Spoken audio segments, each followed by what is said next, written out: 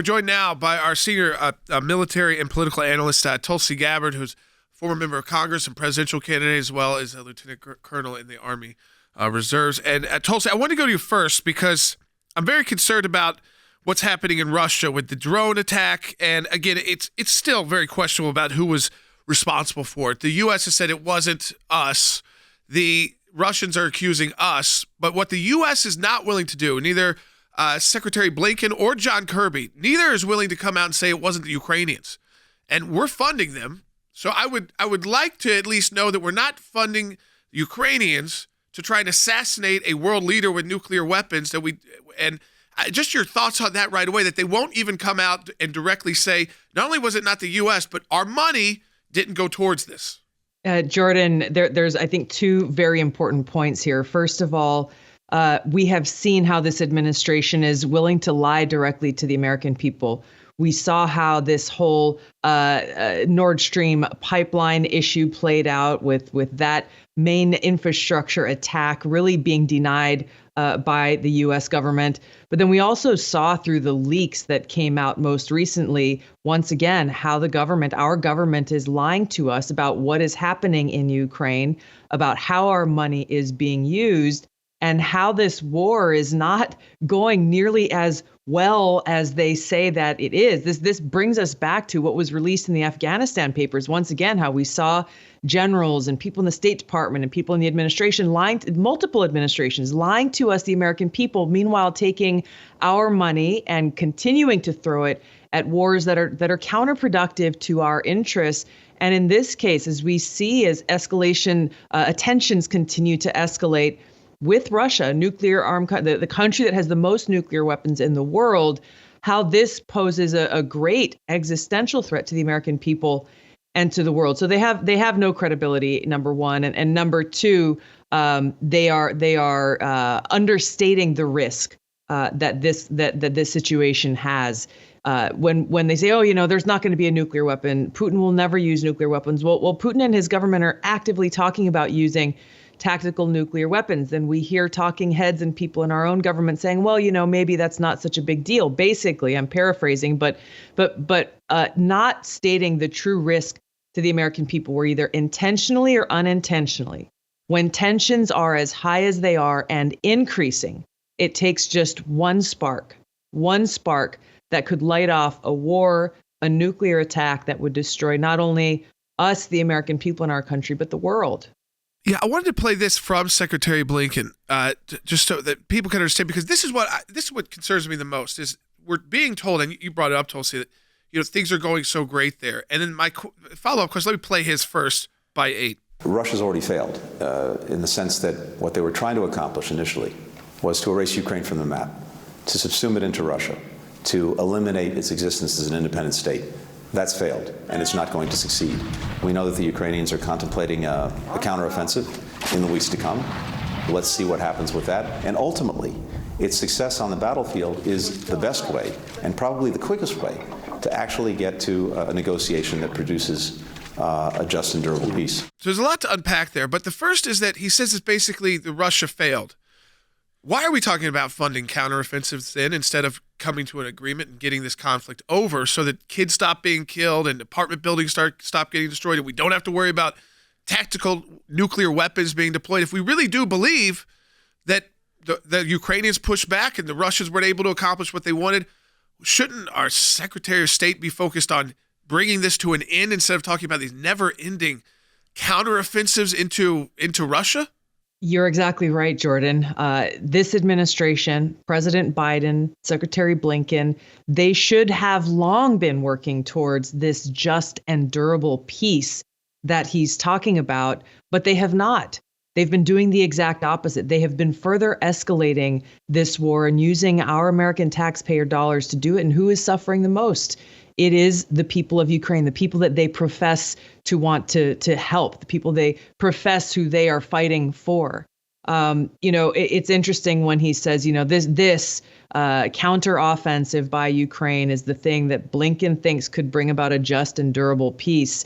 It's so short-sighted and frankly shows such a basic lack of understanding of the situation there. So even if Ukraine wins another battle or two or more, then what happens? What happens in a year? What happens in 2 years? What happens when Russia decides to come back and try this again? Are they committing the American people and the United States to a perpetual proxy war with Russia via Ukraine and a perpetual propping up of Ukraine and the Ukrainian military, spending our taxpayer dollars to continue to send them more weapons and weapon systems for an undetermined period of time? That appears to be the position of this administration and President Biden, who says he'll do whatever it takes for as long as it takes. They are not speaking on behalf of the American people, and they are committing us and those who will come after us to this perpetual war that places us at further risk. I mean, there's more tying. I mean, it seems like the Biden family, they just have been obsessed with Ukraine. Their involvement, sitting on companies and boards, and there's been, we talked about Ukraine more even in the Trump administration than we ever talked about Ukraine, I think, ever in our history. And now we have got a full-scale war going on there. And a new allegation that not only is it Hunter Biden who was sitting on the board, but we've got someone who's come forward to members of Congress, and they've now sent a subpoena to the FBI, that a confidential informant came to the FBI and said, I know that President Biden, when he was vice president, was being paid by foreign nationals in Ukraine to enact certain U.S. policy. And all members of Congress are asking for, you've been in that position, all they'd like to know is, did you actually investigate these serious allegations? Or is there, and John Solomon, he used this term, and I'll ask you about it too, it feels like to the American people that there's a political protection racket for certain individuals in Washington, D.C., and they can do no wrong. They can commit no crimes. But if you somehow fall out of that protection circle on either side of either party, you're indicted, you're pushed out, you're kind of internally destroyed, externally destroyed. It just feels like you've got the full weight of government and politics coming after you. Yeah, Jordan, that is exactly what's at the heart of what's wrong with Washington right now. And it frankly is bigger than just Washington. It's bigger than just politics.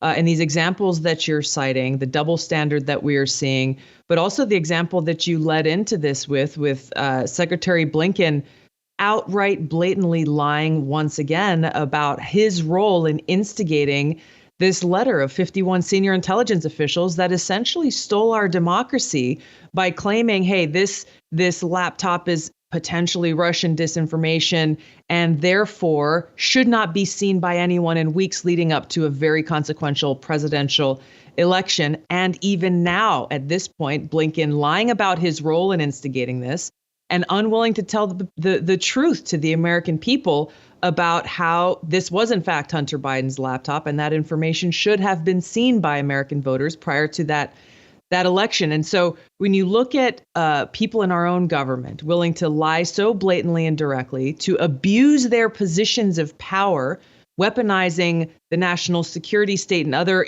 law enforcement agencies and institutions to benefit them either personally or politically, and also working hand in glove with their friends in the mainstream media and in social media big tech to be able to achieve the effect that they want. Whatever the specific objective is, that objective ultimately serves their own personal political interests and undermines the fundamental foundation of our democracy and the interests of the American people, causing people to lose trust in government and these powerful institutions as a whole because they don't care.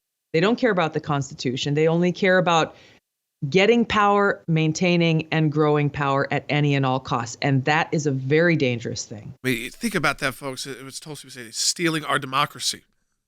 They're accusing us, people protest things out of control. That's election interference. But when we talk about election, we're not even allowed to talk about election interference on a lot of social media platforms, or else you get banned. But of course, all this starts to come out now. Why? Because timing is everything in politics, and we're seeing a lot of this stuff start to happen as we head into election the real beginning of the 2024 election campaign, whether that is the Trump town hall next week or whether that is Biden kicking off his campaigns and all the other candidates.